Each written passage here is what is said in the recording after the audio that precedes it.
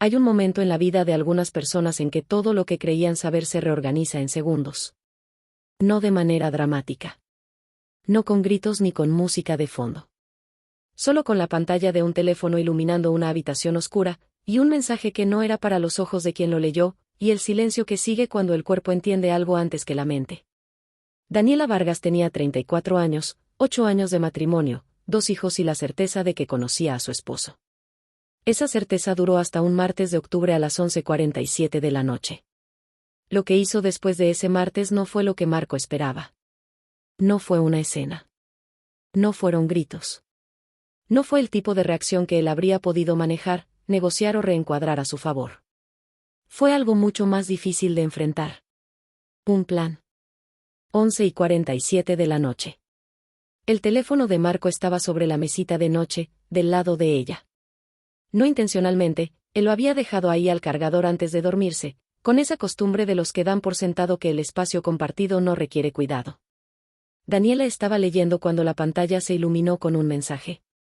No lo leyó con intención. Lo leyó porque estaba frente a ella y el cerebro lee lo que tiene delante antes de que uno decida si quiere leerlo. El mensaje decía: mañana mismo sitio. Extraño tu olor todavía. No había nombre en el remitente. Solo un emoji.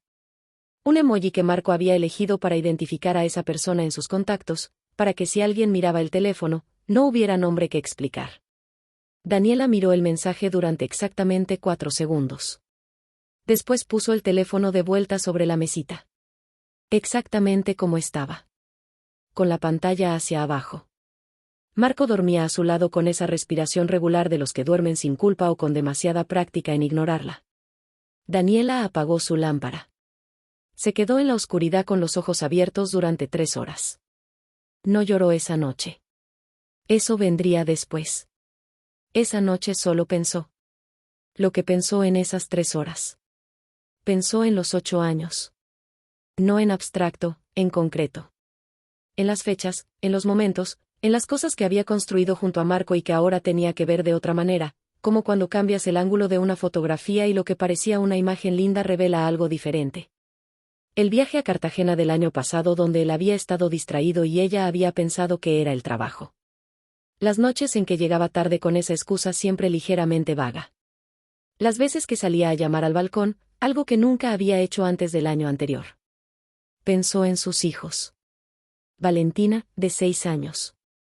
Tomás, de 4. Durmiendo en sus cuartos con esa quietud completa de los niños que todavía no saben que el mundo puede ser complicado. Pensó en el dinero. En que la casa era de los dos pero la hipoteca estaba a nombre de los dos. En que tenían cuentas conjuntas. En que ella había dejado su trabajo de tiempo completo 4 años atrás para manejar la casa y a los niños mientras Marco construía su empresa. Pensó en todo lo que no sabía todavía. Y pensó, con una claridad que la sorprendió por lo fría que era, si voy a salir de esto, tengo que salir bien. No en términos de venganza todavía. En términos de protección. En términos de asegurarse de que cuando todo saliera a la luz, y iba a salir, ella y sus hijos estuvieran en el lugar correcto. Ese fue el primer pensamiento del plan. A las 3 de la mañana, Daniela cerró los ojos. No durmió. Pero los cerró. Lo que hizo y lo que no hizo. Lo que no hizo, confrontar a Marco al día siguiente. Lo que no hizo, buscar más en su teléfono esa noche ni ninguna noche siguiente, porque lo que ya tenía era suficiente para saber lo que necesitaba saber y porque hacerlo más la habría paralizado en el dolor en lugar de dejarla moverse. Lo que no hizo, contárselo a su madre, a su hermana, a sus amigas. No todavía. No hasta tener algo más sólido que un mensaje de una noche. Lo que hizo, el miércoles por la mañana, después de que Marco se fue al trabajo y los niños estaban en el colegio, llamó a una abogada de familia. No a cualquiera. A la abogada que le había recomendado su amiga Gabriela 3 años antes, cuando Gabriela pasó por su propio divorcio, y cuyo nombre Daniela había guardado en su teléfono con la anotación por si acaso con la esperanza de nunca necesitarlo. La abogada se llamaba Patricia Soto. Tenía 50 años, voz directa y una manera de explicar las cosas que no dejaba espacio para la confusión. ¿Tienes evidencia de la infidelidad?, preguntó Patricia en la primera llamada. Un mensaje, dijo Daniela. Solo uno. ¿Tienes acceso a las cuentas bancarias? Acceso conjunto, sí.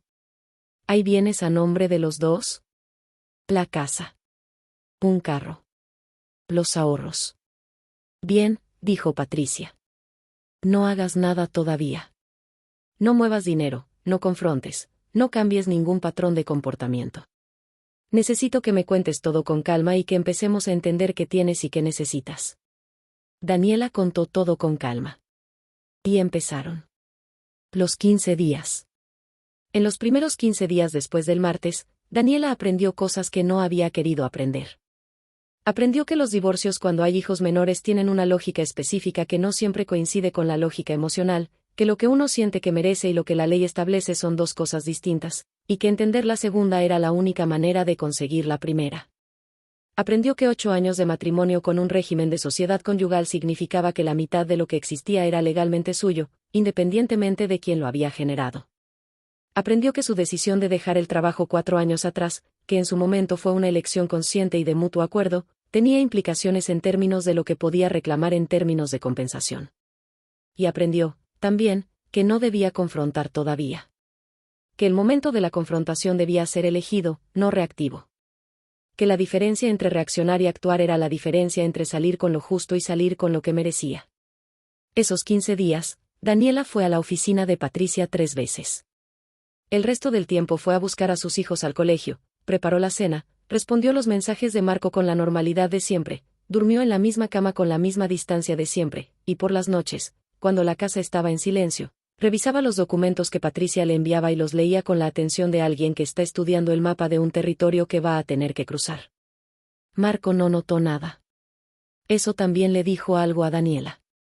Lo que construyó en 3 meses. Patricia Soto fue directa desde el principio. Para estar en la mejor posición posible, necesitamos 3 cosas. Primero, documentar los activos conjuntos antes de que cualquiera de los dos pueda moverlos. Segundo, establecer un registro de tus aportes al hogar y a la familia durante los 4 años que no trabajaste formalmente. Tercero, si vas a alegar infidelidad como causal, necesitas más que un mensaje. No para el divorcio en sí, puedes divorciarte sin causa. Sino para cualquier reclamación adicional por daño moral o para la negociación de custodia si él intenta complicarla. Daniela escuchó cada punto. ¿Cuánto tiempo necesito? 3 meses para hacerlo bien, dijo Patricia. 2 si todo fluye. 1 si quieres apresurarte, pero no te lo recomiendo. 3 meses, dijo Daniela. Empezaron. El inventario. El primer mes fue el inventario. Daniela, con la ayuda de Patricia y de un contador que Patricia recomendó, fue construyendo un documento completo de la situación financiera del matrimonio, las cuentas bancarias, la hipoteca, los seguros, los ahorros, la participación de Marco en su empresa. Fue en este proceso donde Daniela descubrió algo que Patricia había sospechado pero que Daniela no sabía. Que Marco había abierto una cuenta bancaria personal, solo a su nombre, 18 meses atrás. Y que a esa cuenta, de manera irregular pero consistente, habían llegado transferencias que en los estados de cuenta de la cuenta conjunta aparecían como gastos operativos de la empresa. Daniela miró ese descubrimiento con la misma calma que había aplicado a todo desde el martes. Lo procesó. Llamó a Patricia. ¿Qué significa esto? Dijo. Significa que tienes más de lo que creías, dijo Patricia. Y significa que él sabía lo que estaba haciendo. ¿Desde cuándo? Los primeros movimientos son de hace 18 meses. 18 meses. Daniela hizo la cuenta sin querer, eso era 3 meses antes del viaje a Cartagena donde él había estado distraído. ¿Qué hacemos con esto? Lo guardamos, dijo Patricia. Y seguimos. El segundo mes. El segundo mes fue el registro. Con la ayuda de Patricia, Daniela construyó un documento que describía en detalle los 4 años en que había estado en casa, el colegio de los niños que ella había elegido, investigado e inscrito. Los médicos, las citas, los controles. El trabajo del hogar que no aparece en ningún estado de cuenta pero que tiene un valor real en términos de horas y de servicios equivalentes. La gestión de la casa, los proveedores, los pagos. No era un ejercicio sentimental. Era un ejercicio legal. Patricia le había explicado por qué. En una negociación de divorcio, si él argumenta que tú no trabajaste durante 4 años para justificar una distribución desigual, este documento responde eso. El trabajo doméstico y de cuidado tiene un valor económico calculable. Lo vamos a calcular. Daniela lo calculó. El número que resultó la sorprendió por lo concreto que era. 4 años de trabajo que nunca se había contabilizado tenían, según los estándares del mercado de servicios equivalentes, un valor mensual específico. Multiplicado por 48 meses, el número era significativo. ¿Sabía él esto? Preguntó Daniela. Él sabe que tú estuviste en casa. Si sabe el valor de eso o no, es otra pregunta. Patricia la miró. Pero tú sí lo vas a saber cuando llegue el momento de negociar. El tercer mes. El tercer mes fue el más difícil. No por el plan estaba avanzando con la precisión que Patricia había prometido. Sino porque 3 meses de convivir con un secreto de esa magnitud tenían un peso que Daniela no había anticipado del todo. No era el dolor de la traición, ese lo había procesado en las noches, lentamente, de esa manera en que se procesan las cosas que no tienen solución rápida. No era rabia, aunque la rabia también había estado, en momentos específicos, cuando Marco llegaba a casa y besaba a sus hijos y actuaba como el padre presente que era, sin que su comportamiento revelara nada de la otra vida que tenía. Era el peso de saber. De estar en la misma mesa en las cenas y servir la comida y escuchar las conversaciones y responder lo que había que responder, mientras por adentro existía un mundo paralelo donde todo ya estaba cambiando. Un sábado del tercer mes, después de acostar a los niños, Daniela fue al baño y se miró en el espejo durante un momento largo. Pensó en la persona que había sido antes del martes de octubre. La que daba por sentadas ciertas cosas. La que no había necesitado aprender el lenguaje del derecho familiar ni los procedimientos de inventario de activos conyugales. Y pensó en la persona que estaba siendo ahora. No mejor ni peor. Diferente. Más consciente de ciertas cosas. Más fría en algunas partes. Más decidida en casi todas. Llamó a su hermana esa noche. Le contó todo. Su hermana estuvo en silencio durante un momento largo. ¿Cuánto tiempo llevas con esto sola? Dijo. 3 meses. Dios, Dani. Necesitaba tenerlo armado antes de contárselo a alguien. No quería que nadie interfiriera. ¿Y ahora? Ahora casi está, dijo Daniela. Quería que lo supieras antes de que pasara. Su hermana lloró. Daniela no. Ya había llorado sus partes en los momentos en que nadie podía verla. Esta parte ya era otra cosa. Un viernes de enero. Patricia Soto había sido clara sobre el momento de la confrontación. No lo hagas de noche. No lo hagas cuando estés emocionalmente en un punto bajo. No lo hagas cuando los niños estén en la casa si puedes evitarlo. Y tenlo todo firmado antes, el convenio de divorcio ya listo para su firma, el acuerdo de separación de bienes, el plan de custodia provisional.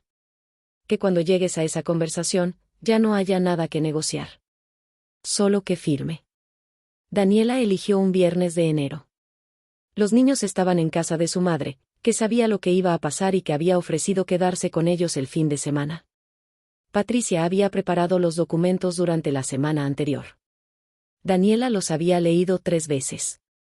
Ese viernes por la mañana, mientras Marco desayunaba, Daniela puso una carpeta sobre la mesa.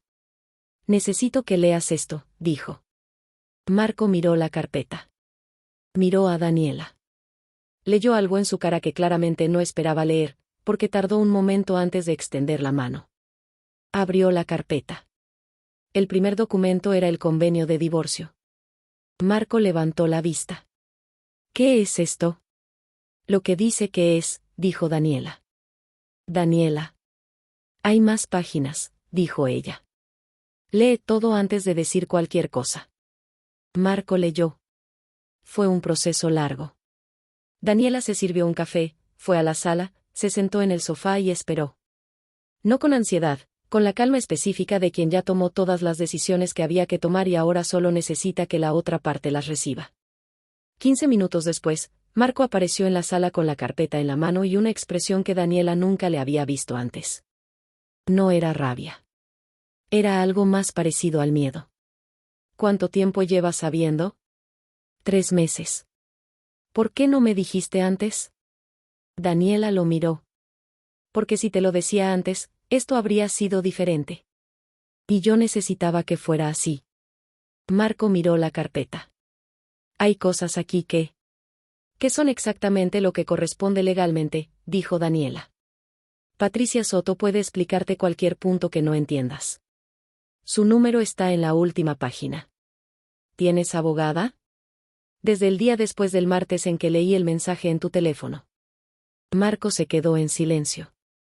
Daniela lo miró sin rabia, sin tristeza ya, con esa distancia específica que se construye cuando uno ha tenido tiempo de procesar algo que el otro todavía está recibiendo. ¿Quieres hablar de lo que pasó? Dijo Marco. No, dijo Daniela. ¿Nada? No. Lo que pasó ya lo sé. No necesito que me lo expliques. Pausa.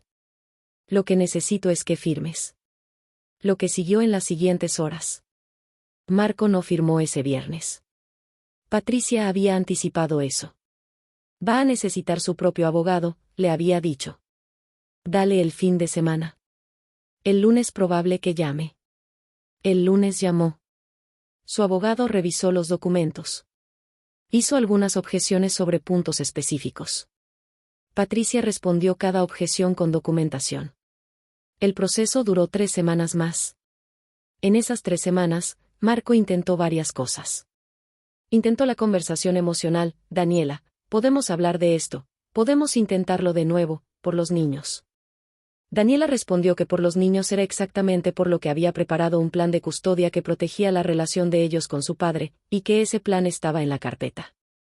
Intentó el argumento financiero, que la distribución que Patricia había propuesto era desproporcionada. El contador respondió con los números. Su abogado, después de revisar la documentación sobre la cuenta personal y las transferencias de los últimos 18 meses, le aconsejó a Marco que aceptara. Intentó, una vez, preguntarle a Daniela cómo había conseguido esa información sobre la cuenta. Tengo un contador muy bueno, dijo Daniela. Marco no preguntó más. 3 semanas después del viernes. Los papeles del divorcio se firmaron un jueves de febrero.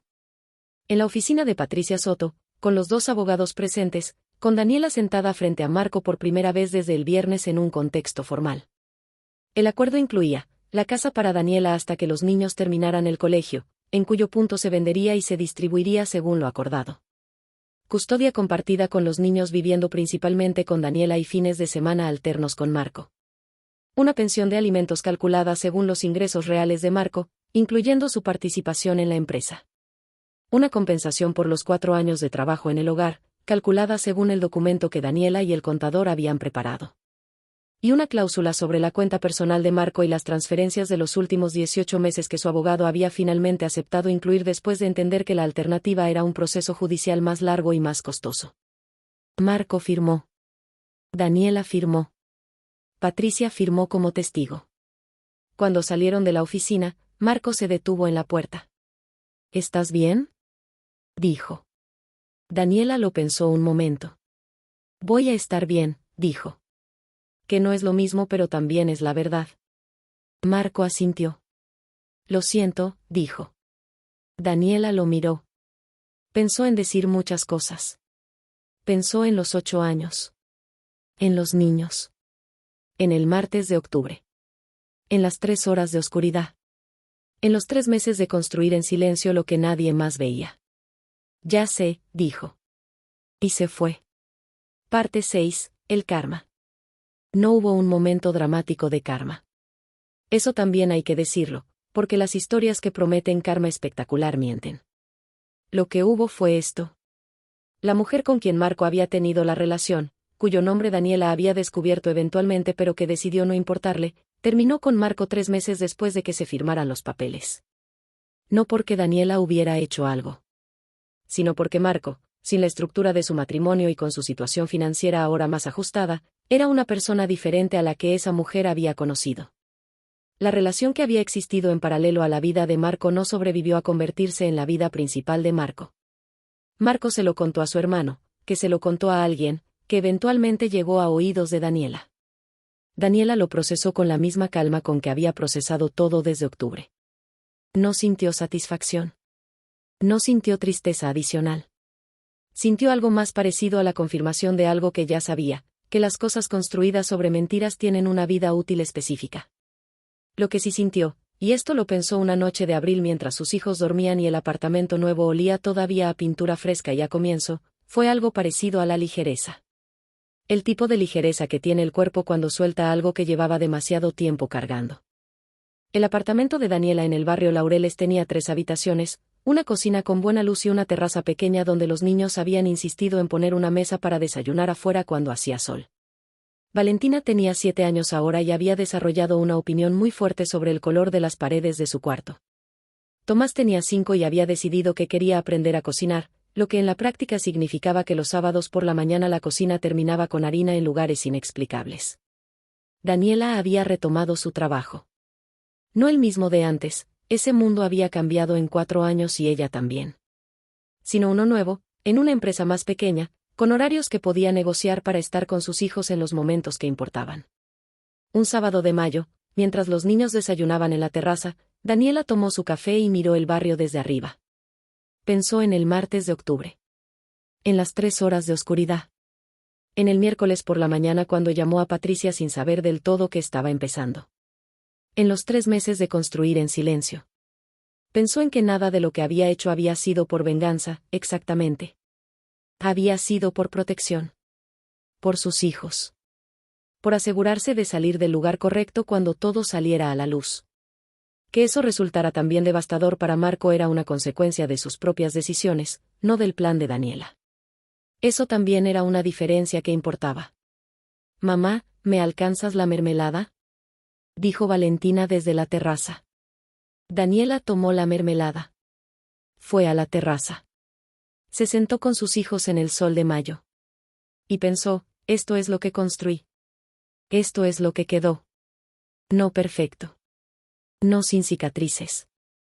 Pero suyo. Completamente, irrevocablemente, suyo.